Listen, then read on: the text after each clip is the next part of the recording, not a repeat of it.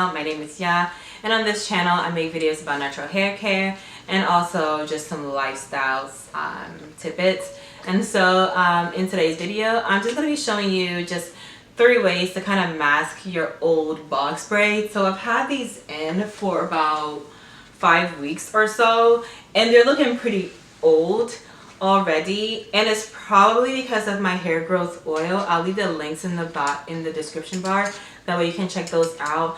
But my hair is literally growing so quickly, and so I'm not ready to take my hair out. I will take it out soon though, but you know, sometimes you're just not ready to go through the hassle of taking your hair out. And so I'm just going to be showing you just like 3 different ways you can kind of mask or cover your old hairstyle.